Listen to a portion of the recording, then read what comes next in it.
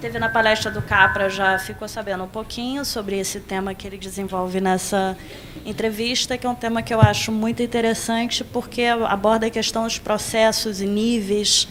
A gente costuma enxergar as redes como estruturas, né? Ele vem falar, então, das empresas como organismos, vem falar da organização humana a partir da sua função de promover ações, como a produção de bens, como a disseminação de conhecimento, que são as coisas que as pessoas aqui que são interessadas por redes estão mais interessadas.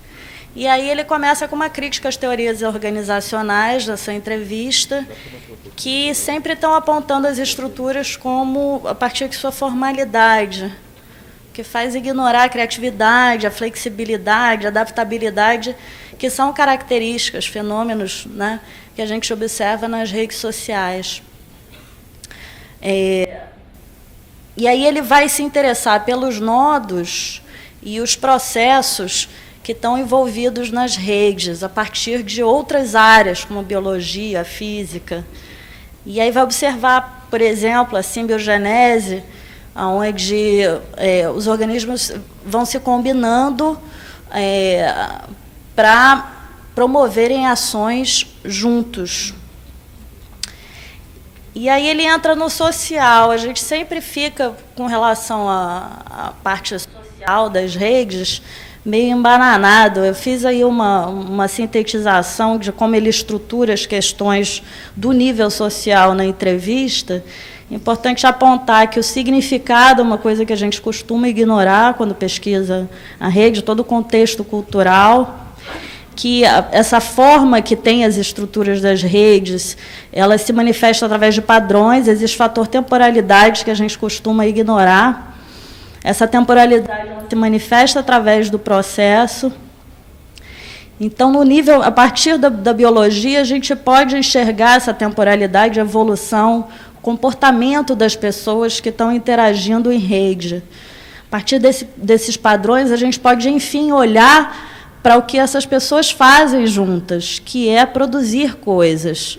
A gente, quando está se comunicando, quando está fazendo coisas, a gente chega a concretizar, né, as ações. A gente não fica só trocando palavras. E isso é uma coisa muito bacana de se aprofundar a partir do trabalho do Capra,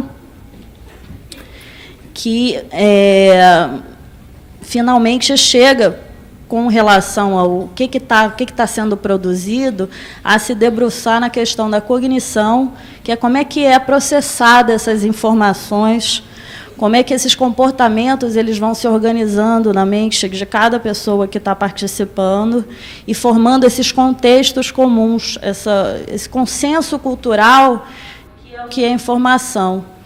E aí, ele, no final da entrevista, ele faz uma nova crítica, essa apologia que a gente faz, né, no estudo das redes sociais sobre a informação, que é uma grande abstração. A informação ela tem significado, um significado específico que depende desse contexto cultural.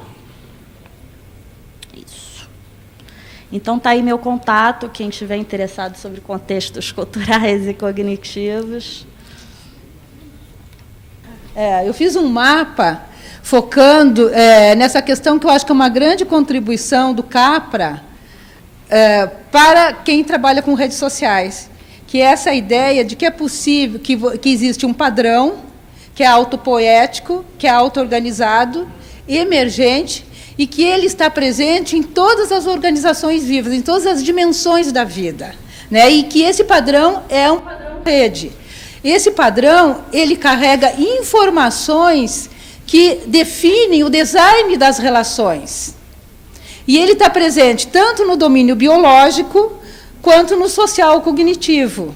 E a partir dessa ideia de que existem princípios que se expressam em padrões, que estão presentes em todos os níveis, em todas as dimensões da vida, que Capra fala que é possível ter uma visão unificada da vida. Então, a minha contribuição é essa, a minha leitura, né? Eu construí todo um trabalho em redes sociais a partir das leituras do Capra, quando não havia ainda essa ciência de redes, né? E eu acho que ele dá uma contribuição muito grande, porque é a abordagem sistêmica do processo da rede. Bom, boa tarde a todo mundo.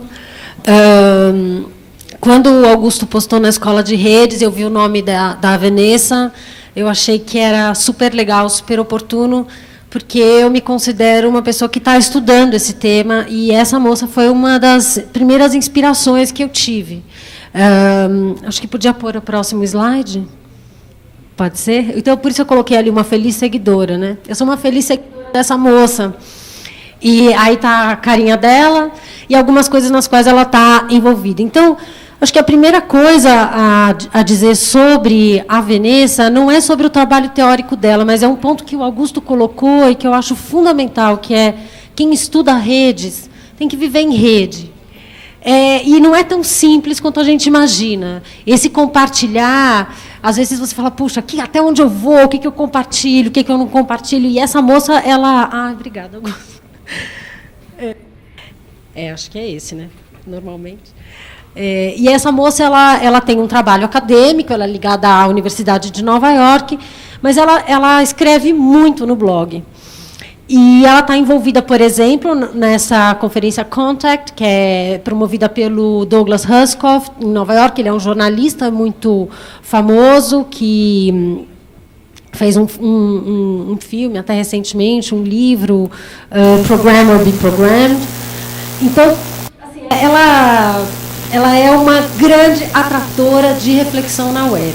E acho que vale a pena explorar os recursos que ela propõe. Mas a primeira coisa que eu queria mostrar não é alguma teoria que ela trouxe, nem exatamente esse post, mas é esse próximo slide aqui. Quando o Augusto escolheu esse post para a gente comentar aqui, eu achei super interessante, fiquei pensando por que ele escolheu, eu nunca consegui fazer essa pergunta para ele. Mas esse post é uma coisa meio íntima dessa moça, e ela fala o seguinte: eu tentei conseguir um emprego do jeito antigo, mandando currículo e cruzando os dedos, esperando que de alguma forma o meu valor estivesse refletido naquele pobre pedaço de papel que chamamos resumê. Eu desisti, porque feria a minha alma. Meu outro pré-requisito para um trabalho é que teria que ser interessante e ter sentido. Alto demais. Não consegui garimpar nada. Então, acho que o que é legal... eu vou levantar um pouco. Eu acho que o que é legal do que ela fala é uma fala muito que o pessoal chama de geração Y. Mas eu acho que tem uma coisa assim... ela falou, depois que eu entendi o que era a rede, eu achei que eu podia garimpar o que eu queria na rede. E acho que isso é super legal, porque ela hoje é uma pessoa muito reconhecida pelo trabalho que ela faz, e ela construiu uma profissão na web. Então, ela, nesse artigo especificamente, que ela disse que é o dia que caiu a ficha para ela de que era isso que ela tinha que fazer, que ela não precisava mais ficar de dedos cruzados, nesse artigo ela aborda uma sequência meio rápida que eu vou agora abordar com vocês. Ela parte de 3 tendências que não estão no slide, mas que todos vocês vão reconhecer, porque a gente vem falando disso, que é a questão da aceleração das mudanças, da complexidade e das tecnologias sociais. Então, era isso que ela estava estudando no momento em que ela escreveu esse artigo.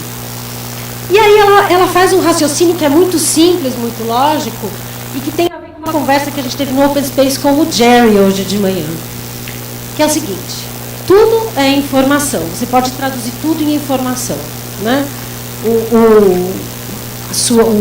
A informação que você troca no Skype, a sua relação com alguém, uma banana é um gosto, o seu companheiro é amor, tudo tem alguma carga de informação. Tudo está interconectado. Não preciso nem dizer isso para vocês, a gente está praticamente só falando disso aqui. E isso é complexidade. Complexidade tem vários princípios, a gente não vai entrar aqui, mas um deles é que a diversidade e a unidade não são antagônicas. Depois de um certo ponto de complexidade, ela pode gerar desagregação, mas ela também gera padrões, e esses padrões podem ser lidos. Então, ela fala que ela descobriu que a grande competência que ela tinha era ler padrões.